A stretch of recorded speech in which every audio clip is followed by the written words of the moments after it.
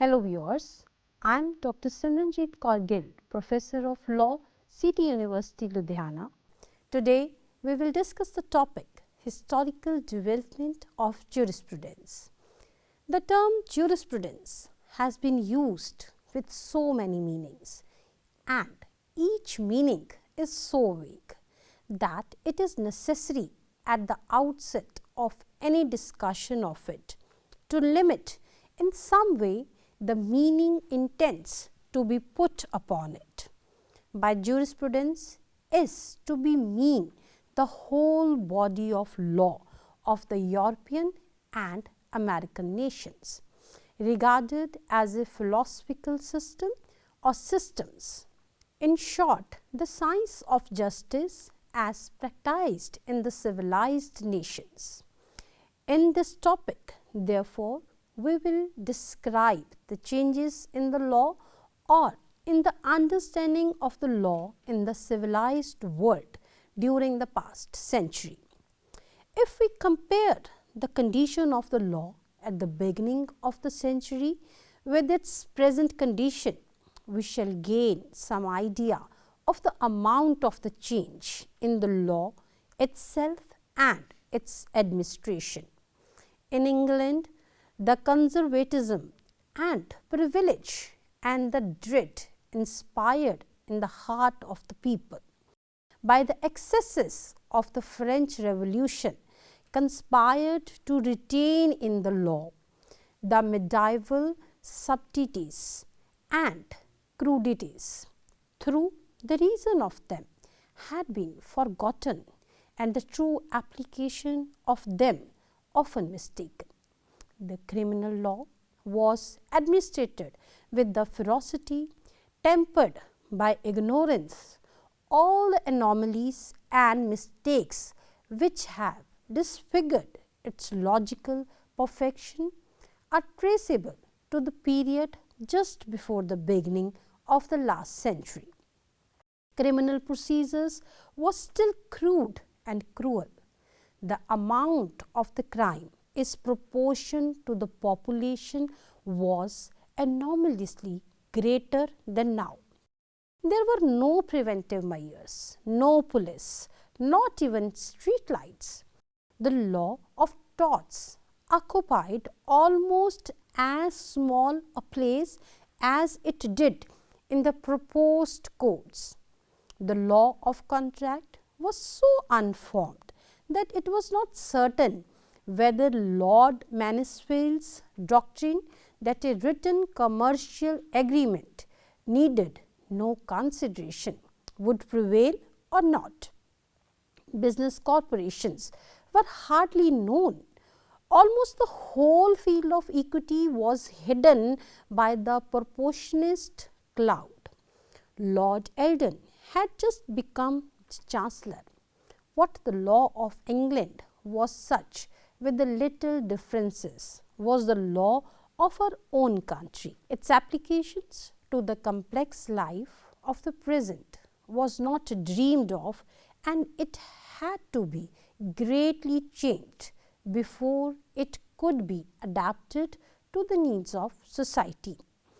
In 1803, with all its imperfections and crudities, it was probably the most just and human system of law under which human beings were then living. Each province throughout southern and western Europe had its custom, each landowner his own jurisdiction. The rigor of the criminal law had been somewhat modified in France by the legislation of the Revolution, and just at the beginning of a country, the civil code, first of the French code, was adopted.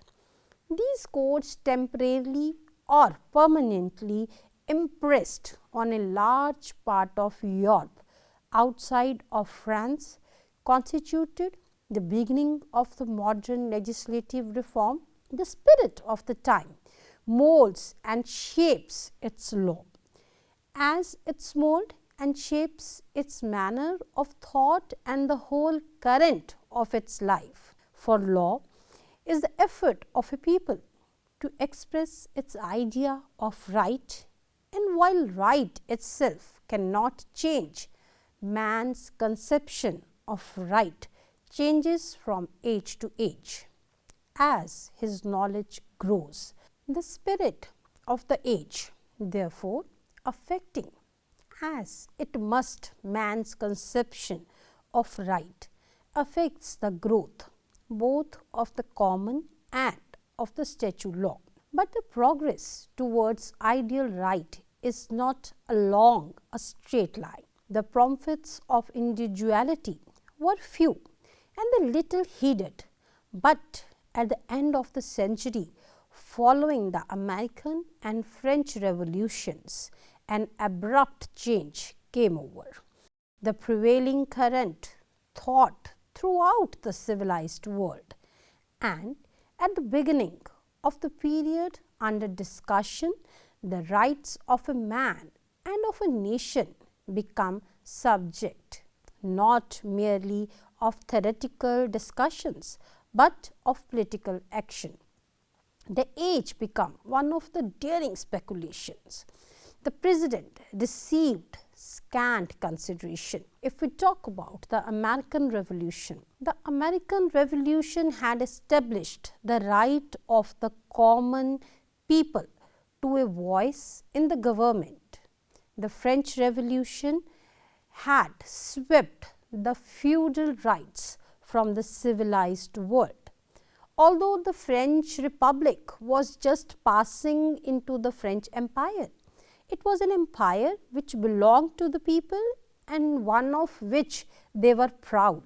The emperor was the representative and the idol not of an aristocracy, but of his peasants and his common soldiers.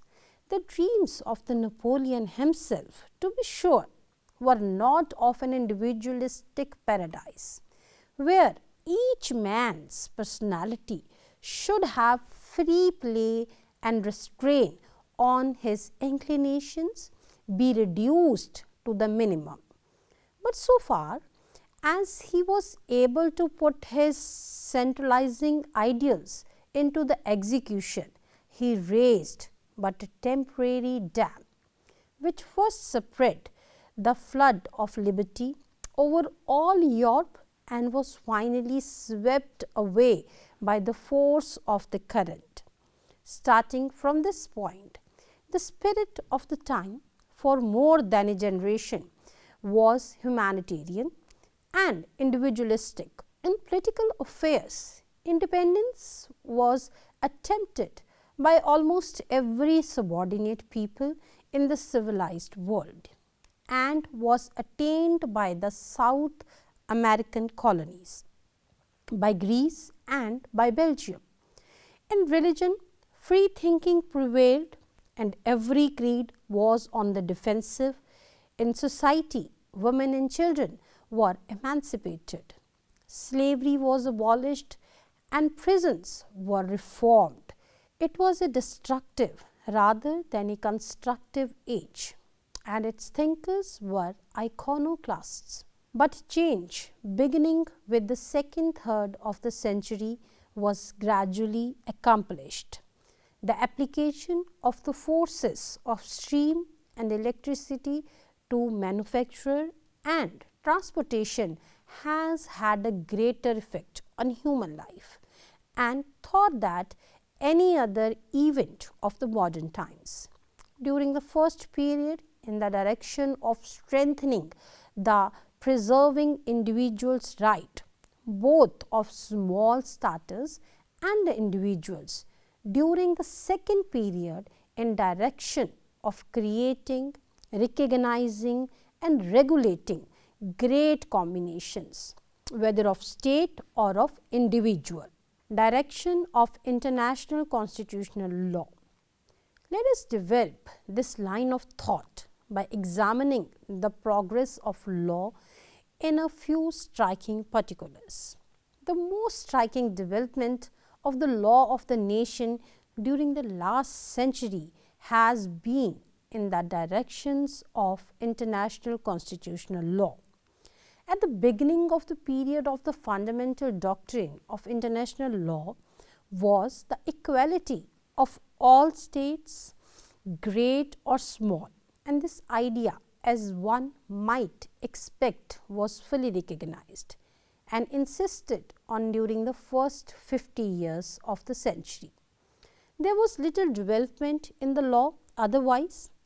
Each nation adopted and enforced its own idea of national rights and was powerless to force its idea upon other nations. When, at the time of the beginning of the century, France set up its absurd notion of her own national rights, other nations were powerless to restrain. There was no international legislature or court, no method of declaring or of developing the law of nations. Each state was a law to itself, giving a little more than lip service to the vague body of rather generally accepted principles. The alliance to the conqueror, Napoleon to be sure, brought several great nations into a common undertaking, but this alliance, while of political importance, added nothing to the growth of the law. In the last half century, however, there has been an enormous development of combinations both to effect and to enforce the law, and resulting thereof a development of the substance of the law itself. The association of civilized nations to suppress the slave trade both made and enforced the new law. The concept on the Eastern question, the Congress of Paris, the joint action of the power in the case of Greece, and in the settlement of the question raised by the Russo-Turkish and Japanese wars, the Geneva and Hague Conventions, are all proofs of the increasing readiness of the great powers to make, declare and enforce doctrines of law. And they have not hesitated in case of need to make their action binding upon the weaker state, disregarding for the good of the world the technical theory of the quality of all states.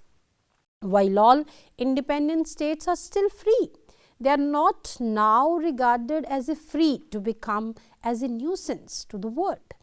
Perhaps the most striking change in the substance of the international law has been the extraordinary development of the law of neutrality. 100 years ago, the rights and the obligations of the neutrals were ill defined and little enforced. It may be worthwhile, in order to see how far this constitutional change has progressed, to look for a moment at the present condition of the constitutional law of nation. We have a body of states known as great powers, which have assumed the regulation of conduct of all the nations. In this hemisphere, the United States is sponsor for all the smaller independent nations. If we talk about adoption of the French codes, just 100 years ago, the first of the French codes was adopted. These codes had two purposes. First, to unify the law, which before adoption of the codes had differed in every province and every commune of France. Second, to simplify it so that everyone might know the law. The first purpose appealed most strongly to the lawyers and to statesmen. The second appealed to the people generally. Whatever reason weighed most with the Napoleon, there is no doubt, which made the codes permanent. The people of the France and the other countries were introduced, hailed them as creating a law for the common people. They persisted in most countries where they had been introduced by Napoleon's arms in spite of the later change of the government, whether the country on which they had been imposed was Flemish, German, Swiss or Italian. It retains the codes after the defeat of the Napoleon, and they have remained almost the sole relic of this rule. The only governed affairs which retain his name and accept pan-Germanism, the only lasting monument of this labor. They persisted because they were in consonance with individualistic feelings of the times. The code in this plan was to make every man his own lawyer, and the spirit of individualism could go no further than the conservative England. The result of the adoption of the French Code and the Bentham Code has been far from what was hoped and expected. They were to make the laws certain and thus diminish the litigation and avoid judgment law. The litigation has not been diminished by the codification. Can easily be shown by comparing the number of reported cases in the states which have adopted the codes and in the states which have not adopted them. As a result of this comparison, we found that France has over 15 volumes a year of reports of the decisions on the points of law, 4 of them containing over 2,500 cases each, as bearing on the avoidance of judgment law, which Bentham, by a curious ignorance, one is perhaps not quite justified in the challenge. In the same, regarded as inferior to the legislature made law, the result of the codes in one of the 2 points will be instructive. The French code provides that all actions ex delicto should be decided by the court as the question of the fact without appeal for the error of the law. Thus, the French code appears to lay down the proposition that capacity to contract is governed by the law of the party's nation. Yet, the French courts refuse to apply this principle, and instead of it, apply the French law of capacity. In each case where the other party to the agreement is Frenchman who acted bona fide, or where the party to the bound was commerant and doing business in France. These are 2 examples only out of many that might be cited of the failure of the code to fulfill the hope of its individualist sponsor. If we leave the French code and come to those in our own country, we shall find the same process going on.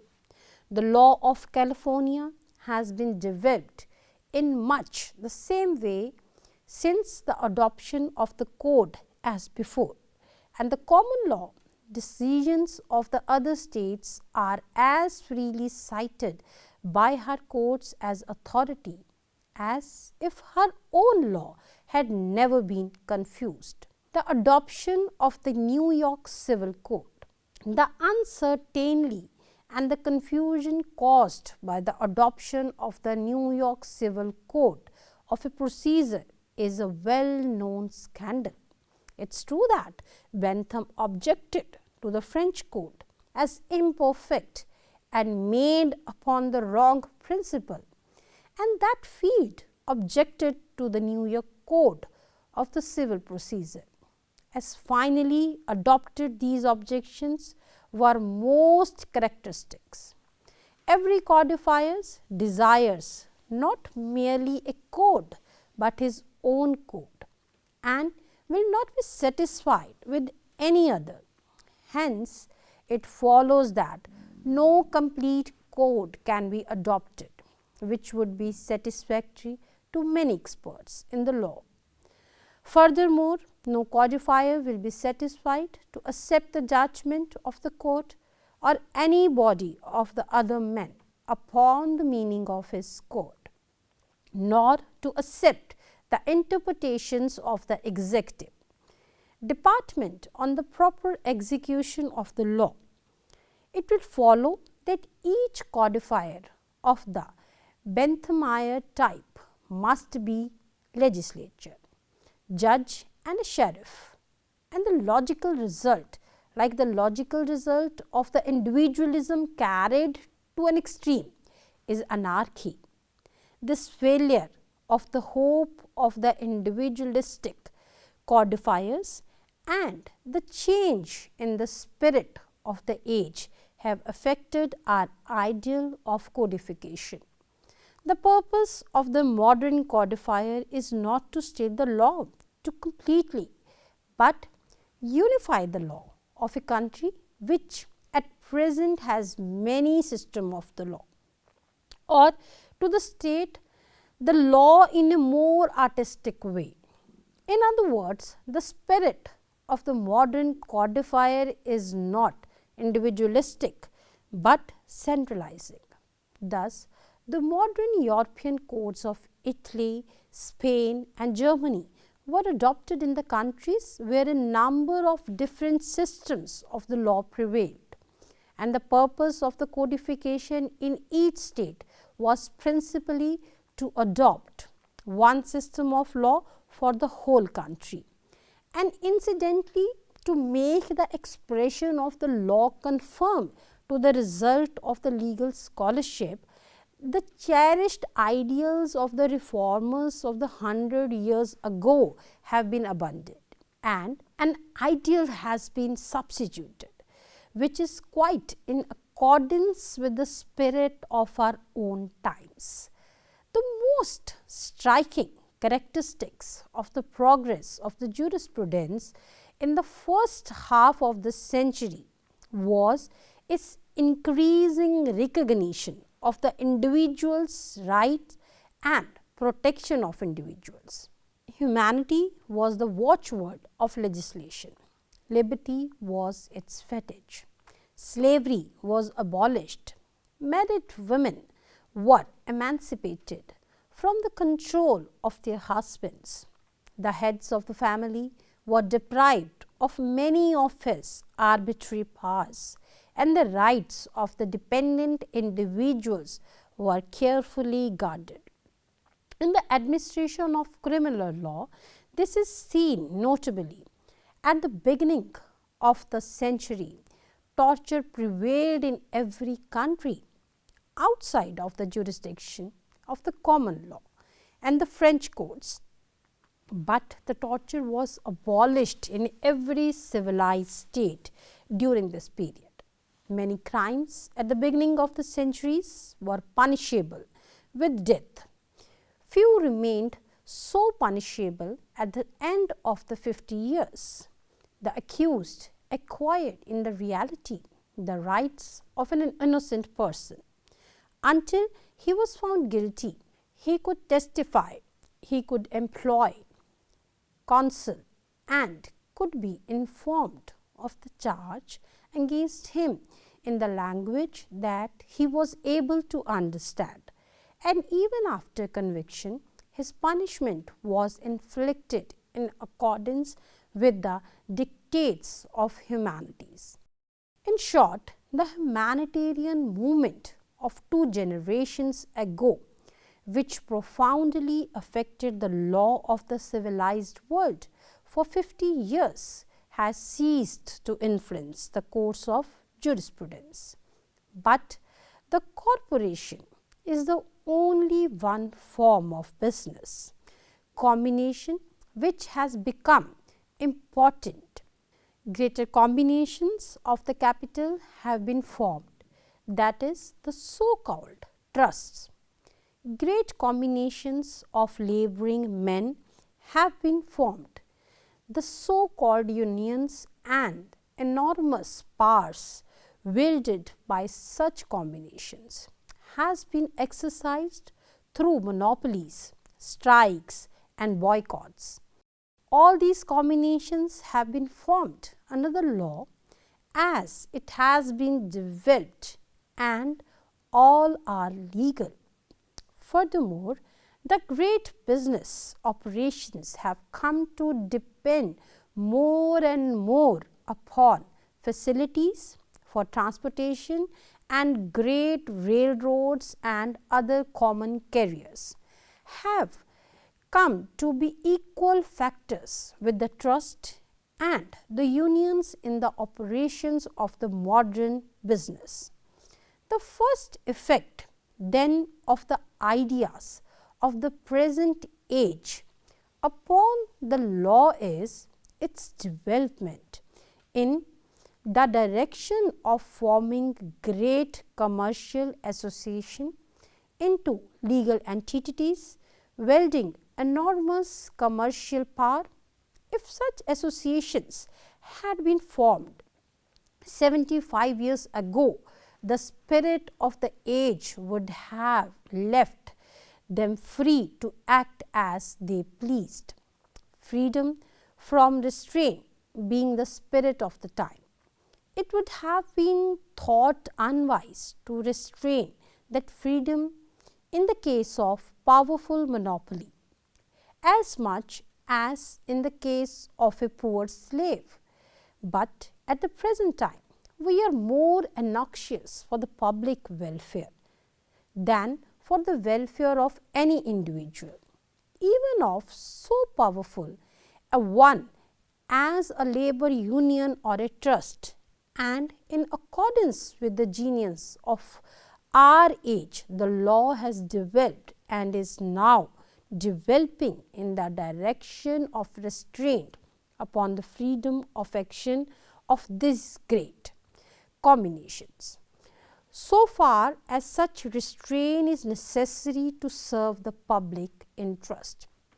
In its concluding remarks, a summary of the history of jurisprudence in the last 100 years would be incomplete without the consideration of legal scholarship during the period and of the results of the scientific study of the law. The reformers of 100 years ago were profoundly indifferent to the history of law. Bentham, the founder of so-called analytical jurisprudence, wished not to understand the existing law, but to abolish its root and branch and to build a new system, the principles of which should be arrived at merely by deductive reasoning.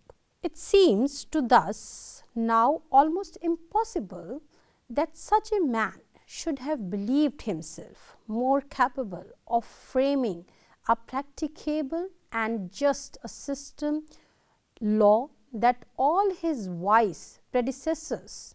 But Bentham was a marvel of egotism and self-conceit, and his reasoning powers were far from sound. He seems to have been incapable of understanding the nature of law. He said, "We ask who it is that the common law has been made by. We learn to our inexpressible surprise that it has been made by nobody, that it is not made by king, lords and commons, nor by anybody else, that the worlds of it are not to be found anywhere, that in short it has no existence. It is mere fiction without giving currency to an imposture." Employing the same reasoning, he would have concluded that justice not being made by kings, lords or commons, nor by anybody else, had no existence. The truth, since the words of it are not to be found anywhere, is a mere fiction. But these defects are too often found in reformers. The humanitarian age brought enormous benefits to the world, but its ideas were often ignorant, crude and impracticable, and needed to be modified by the better instructed minds of the present constructive age. Thank you, viewers, for watching this program.